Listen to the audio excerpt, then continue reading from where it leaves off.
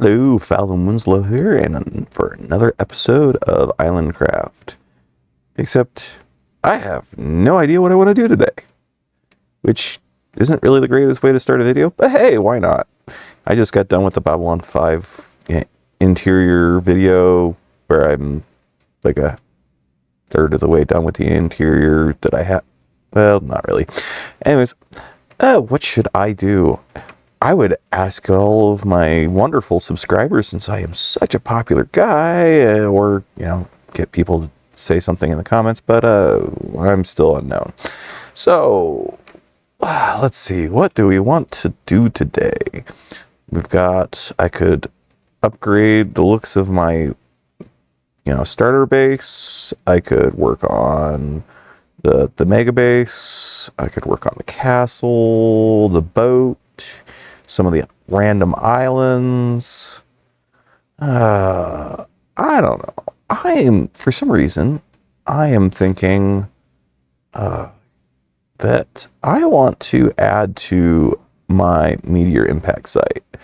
This thing was such a pain to build, because I wanted to expand my island in order to do so. Oh, but I love the way it came out. So cool, with the main meteor hitting, and the secondary impacts, and the splash of lava flying out. So here's what I'm thinking, and maybe I'll redo this intro later. I'm thinking maybe having another giant meteor out here coming out that's getting destroyed by something, keeping it from destroying my starter base. Or maybe I'll just have my starter base wiped out, because it's not the most impressive thing. This could be fun.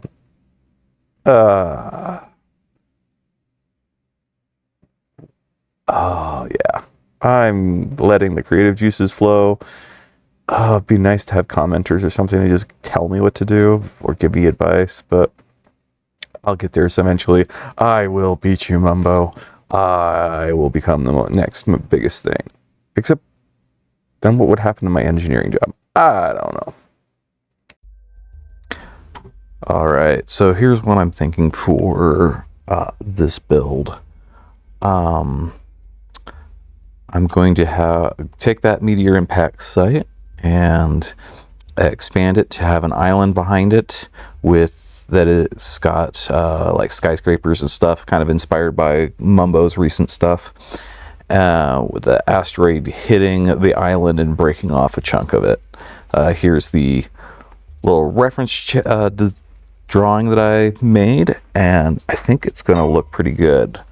So if we go back to Minecraft, alright, so here's where I'm at so far. It's kind of hard to see here, but you can see I've built a little trail on top of this just to get... Oh good, it stopped raining. And then I think I'm going to have the Meteor impact right about there on that torch right there. And the island, it's going to be about that. The base of it's going to be down there. So, anywho, that sounds like a plan.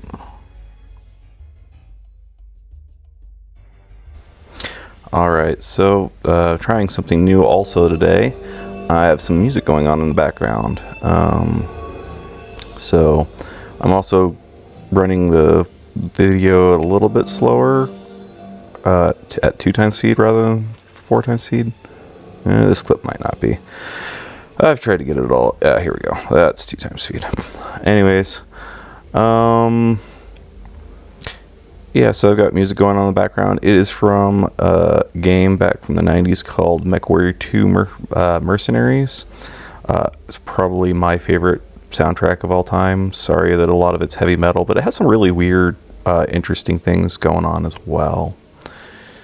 Anywho, just building up the wall here. I noticed that the crater looks like a crater except on the edges, where it just doesn't really mushroom at all. And so I started building up the edges a little bit. Anywho, story time. I was at the dentist the other day, and it was pretty funny because it turned out the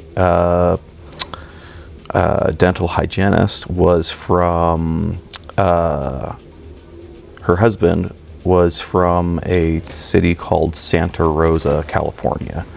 And I really haven't talked about this, but I was a missionary for my church in Santa Rosa.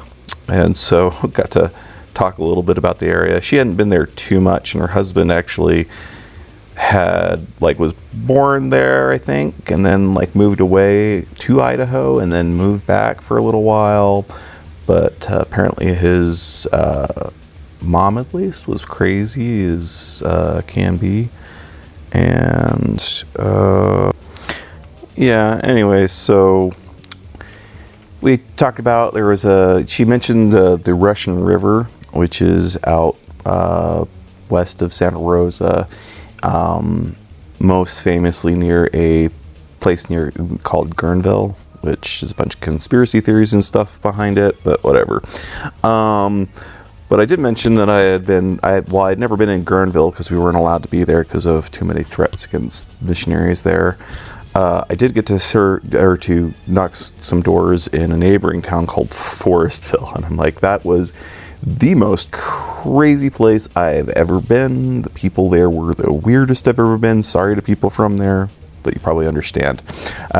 She seemed to. She's like, some family member is in the neighboring town of that, which I don't remember the name of. But she's like, oh yeah, very, very, very weird there. Not that there's any problem with being weird. My family was very proud about being weird. These people were just really weird. In any case, so it was kind of fun having a chat with her about that, and kind of exchanging back and forth on it.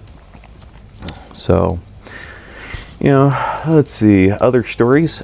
Yesterday, I helped my daughter make chainmail for the first time. So I made a gimbal or jib, or I don't know what you want to call it. Basically some blocks of wood together with a dowel rod. And I made a crank for it, and then a little hole to put wire through, and then you wrap the wire around the dowel and then pull it out and then start cutting all the wire into rings. And so that was pretty cool, though the tin snips I have didn't work very well, so I ended up having to go get my bolt cutters, which is way overkill, but it worked out good. And she's made a little bracelet now out of chainmail, and is working on something bigger. I think she wants to make a chainmail shirt eventually or something. I'm not sure. My sister and I learned how to make chainmail back when I was about my daughter's age, about 16. When my older sister than my went and was in a Ren Fair group.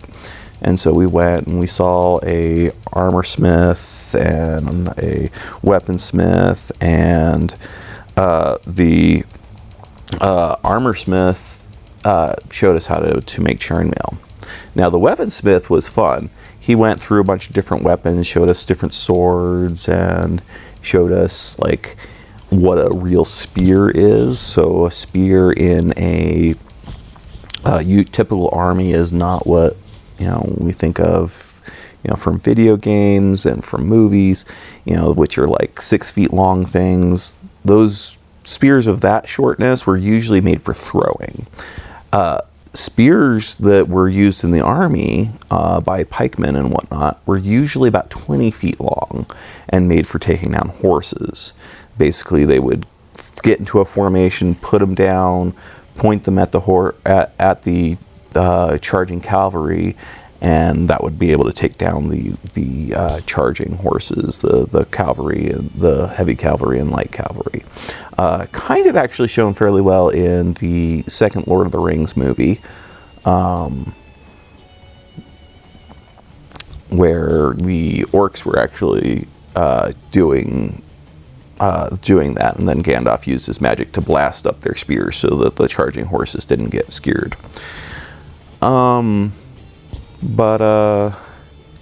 Yeah, so during the weapons demonstration, the guy's like, okay, so he grabs a dagger and he's like, naming weapons has a certain magic to it. Take, for example, this, and he shows the dagger, and he's like, this one is called Friendmaker. And then he puts his arm on my shoulder, puts the dagger to my belly, and he's like, are you my friend? And I'm like, yes. And he's like, see, magic is real. And he's like, in the 20 years I've been doing this demonstration, not a single person has said no. So, that was pretty fun. In any case, I guess I'll talk a little bit about what's going on with the build. So I've gotten a good portion of the island done here, as you can see here, and I'm starting to build with this more cobbly stuff on the end to represent the broken bits of the island, and you know, trying to get that to look really good. And you know, I fill in a lot of the land, and then I start putting some bits in between the islands. Looks like I haven't started the broken off section yet, which is what I'll be doing next. Okay, so here's the beginnings of the broken off section, and I'm starting it also with the broken cobbly texture as well. And this came out pretty cool as I got more and more of the island done. I also put little bits and bobs in between to, you know, give it a little bit more dynamic of a look, because I don't want this to look static, which is why I, you know, increased. I worked a little bit more with the Meteor impact, making it mushroom out more, and also getting the water impact. I also made that one a little bit bigger here and there, but this comes out pretty good. Let's see, another story. What's another good story to tell? Because I love telling stories. You know, I'm started working on a piece of artwork for a scene that happened in my D&D group that I run for my daughter, where we were playing Curse of Strahd, and they were in a place called this referred to as the Death House, and a monster came out, and I've got a 3D printer so I can actually print my own little models and whatnot. The monster that came out was called a Grick, and it is a tentacly, like, I don't know what to call it, a snake, like more like hardened evil worm creature that's got a big old maw that has 4 tentacles and a beak. And when one of my players, who her character's name is Ashling, and she's a ranger, when she saw it, she's like, I am not okay. I am not okay. And so I kind of want to, I've been making a version of her character, like a drawing of her character, and I want to show that scene where she says that, because I think it's just so funny. But you know, running for my daughter is a lot of fun, because running D&D in general is just fun because of the way players react to different things and how they deal with certain situations. So it's been really fun. I have some big plans for them. Right now they are in the Amber Temple, which they shouldn't be, because they are way too low of a level. I think they finally got up to level 8, and you're supposed to be level 11 or 12. So they are woefully underpowered, but they're a little bit overpowered for their level at the same time. So I'm having to take a little bit easy on them, but they are finding it quite the challenge. And in it, I have a mechanic where if they die, they see paths before them, where they see 4 different paths: north, south, east, and west. And they I've only had 2 characters die previous to getting to the Amber Temple. Now, the idea I got from there's a description of a campaign from a YouTuber that really hasn't been active in a while called Puffin Forest, where he talks about his Curse of Strahd campaign, and in it, his DM had this death mechanic that when his characters died, they would meet some sort of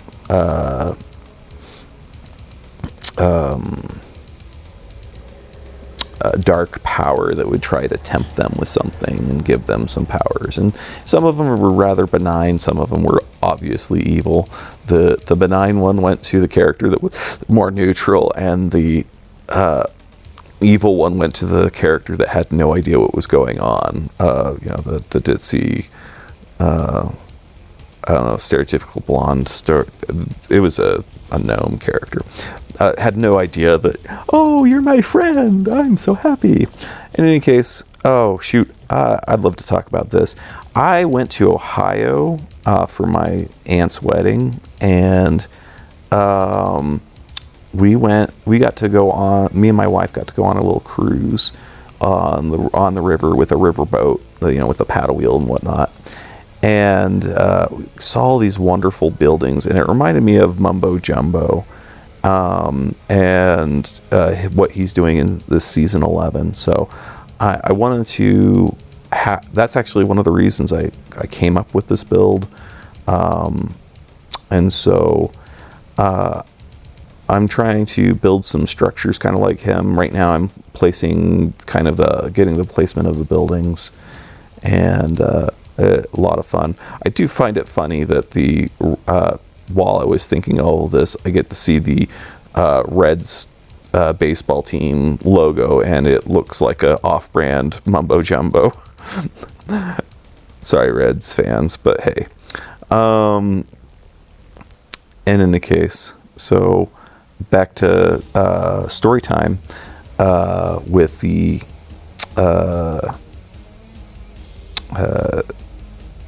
mechanic from Puffin Forest, his group. I decided to, make it a little bit more interesting with the 4 paths, describing what the paths were and allowing my players to choose them. And the idea would be that I would tempt my players into getting these powers, and some of the powers would be, nice and good, and some of them would be a little bit more evil and demanding. And they're getting to the point where so in the Amber Temple, I've made it so that the sarcophagus, when they enter the rooms, they get tempted by these higher dark powers. Now, the original Amber Temple does have that kind of mechanic where they're tempted, but those I'm considering the lower powers.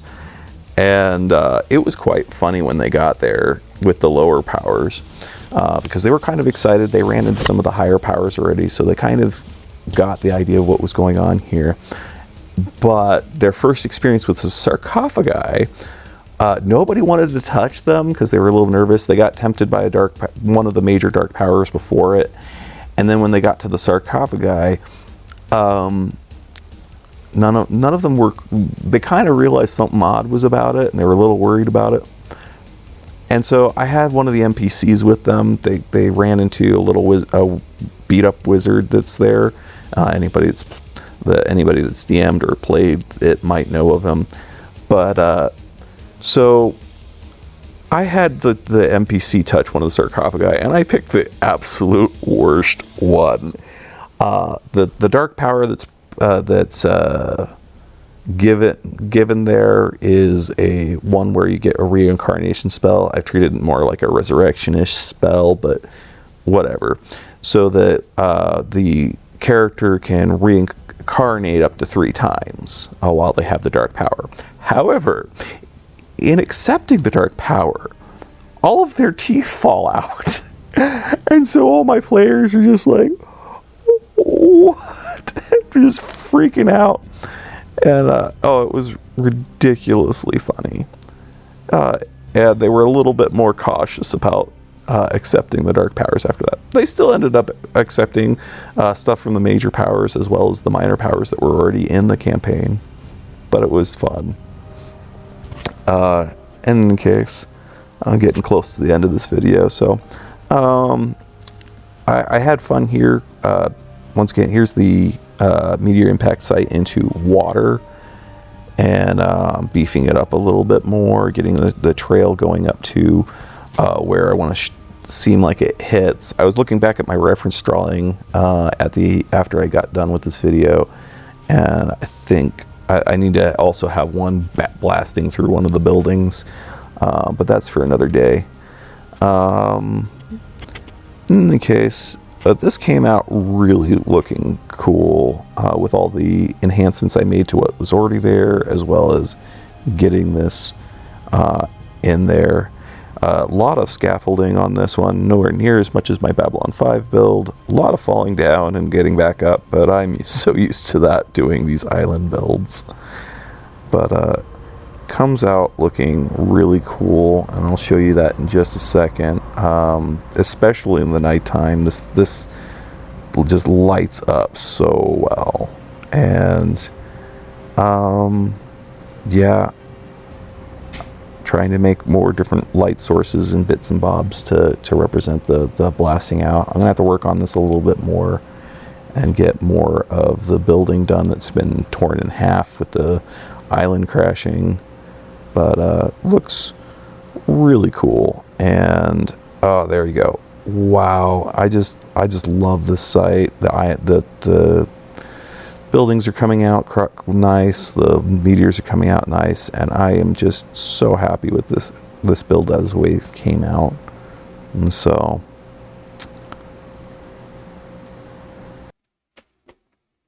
all right, well, that's the end of this episode's Island Craft. I'm actually doing an island, yay. Well, it actually looks spectacular in the daytime too. Any case, I hope anyone that's watching this has enjoyed, and I'm not sure what I'll do next, if I'll go back to Babylon 5 for a little bit and go back to this, or start working on the castle again, since I really haven't done the interior. I don't know. Would like to get more of this crazy build done as well, but yeah, it depends on where my ADHD takes me. Anyways, this is Falden Winslow, and keep it cool.